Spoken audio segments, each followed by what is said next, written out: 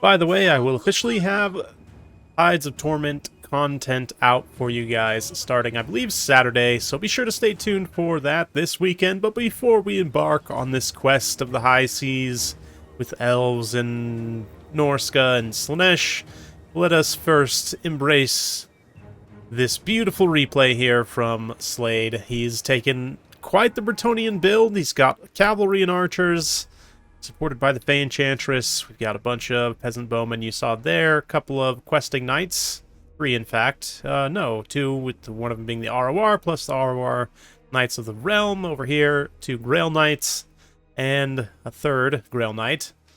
And that's it. Very straightforward against this Vampire Counts player who's taking a full stack, Master Necromancer, a bunch of skeletons with some zombies supporting. And then on each flank we've got some beasts with spears, crypt horrors, the dogs, of course, dire wolves, and the spearmen you can see trying to run in.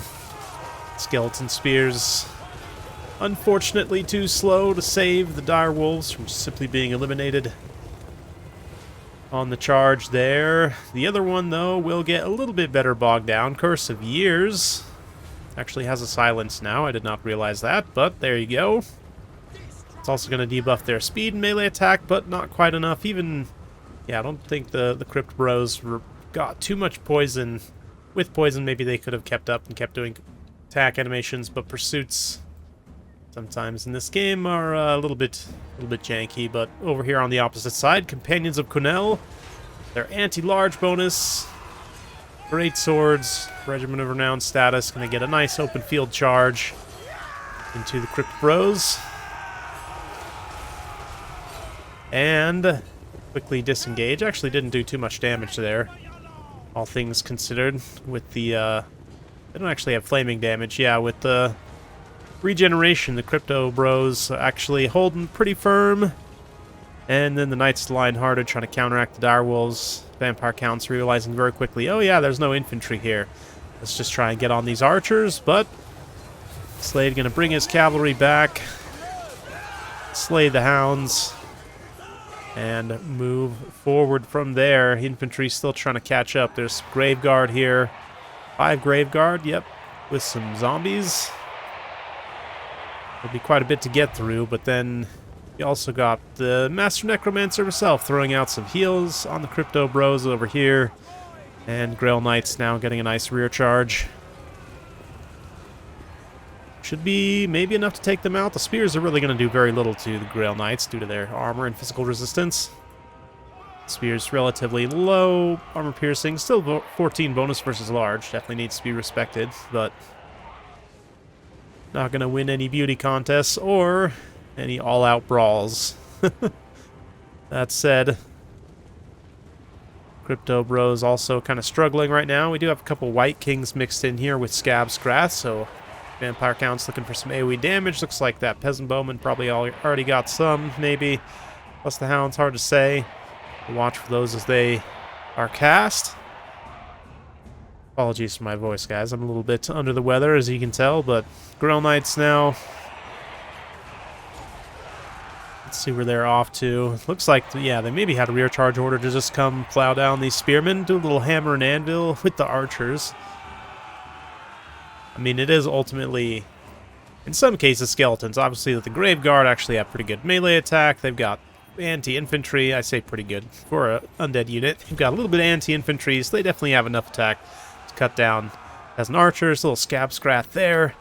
AoE damage on those Peasant Bowmen. And very quickly, peasants are getting ran down. But slowly but surely, the Knights are also carving a path through the horde of undead here. Master Necromancer, definitely a very cheap choice. Allows you to go very wide and dedicate other value in other parts of your army. We do have a Wind of Death here. Oh, we're going to see it unleashed on these Knights. Yeah, unfortunately, Wind of Death doesn't do a lot to cavalry units, even against infantry, the base version. I mean, it does a decent amount of damage for sure, but not as scary as it perhaps once was in the past. And with Slade's build, a lot of the value of it, almost all in fact, being in these heavy cavalry. A little bit tough in that way. Maybe more Curse of Years, actually, to just debuff their melee attack, because they're trying to slog it out with these undead infantry. Enchantress, speaking of slogging it out. Ooh, it's going to just slam that guy down. Nice little burst. Some of the single entity attack animations are absolutely fantastic. But of course, she's also getting her AoE Drain, just dealing constant passive damage to all nearby units with that Mist of the Lady effect. No, actually, Slade didn't bring Mist of the Lady. Interesting. So just Regrowth and Earthblood. Actually didn't even choose to take the AoE Drain. She could have been getting quite a bit of value. But she also counts as infantry size, which means she is going to be taking some damage from Graveguard, but plenty of capacity to heal herself. Damage will be fairly slow. It's not really any units with good burst damage. Maybe these White Kings if they were able to get into combat with the Enchantress, but they are quite slow in comparison. Well, I guess she's actually the same speed, but there you go. Right now, they are not trying to go after her, at least the one there. Was there another one, perhaps? I thought there was. Maybe there was just the one White King. Oh, no, here he is. Okay. So, we'll see. I mean, Slade, the Grail Knights on a surround because they have armor piercing. We'll probably be able to whack these guys down. Lance him in the back of the head a bit. Yeah, a little Curse of Years over there. That's going to be a pretty good debuff to throw on these Questing Knights as they're trying to fight the sustained combat, especially against just endless amounts of other stuff. Could try and dedicate some healing here as well, but is Necromancer actually going after the Fey Enchantress? Okay. Interesting call for sure. Ooh, a little magic karate chop to the face. And the Master Necromancer, I mean, I think she actually has, like, more or less same stats as him, so this is probably fine. Probably a fine engagement for the Necromancer to take. It's just all down to the dice rolls. Neither of them have a really great hit chance. We're going to be doing that much damage to each other, but over time, perhaps, it will end up mattering. She's going to throw a little heal here on those Grail Knights. A little regrowth, or more Earthblood. Yeah, on the Knights Lion-Hearted there. They might need to regrowth herself, honestly, but that White King, wow, look at him get surrounded by Grail Knights. I guess the disintegration is popping, and the two White Kings both just fall there. Wow, I didn't even realize they're so close to army losses. There's too much army damage across the board, and not enough faith in those single entities from the balance of power.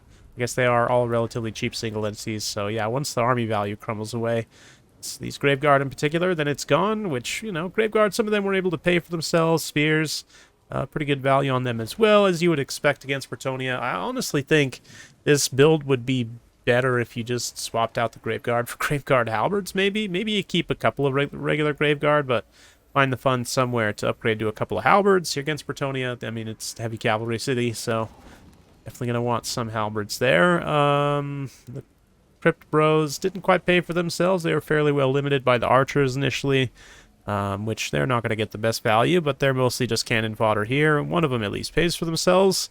And then, of course, the Grail Knights getting just massive value and cleaning up the majority of the battle, as they were mostly unopposed. Yeah, Grail Knights, very, very strong unit. 342 kills there, almost 200 kills there, almost 100 kills there. Pretty good stuff across the board for Slade's Grail Knights. So, fun stuff. Hopefully you guys enjoyed that. Nice little palate cleanser before we get into the DLC content, again, coming Saturday. So be sure to stay tuned for that. Thanks again. We'll see you next time.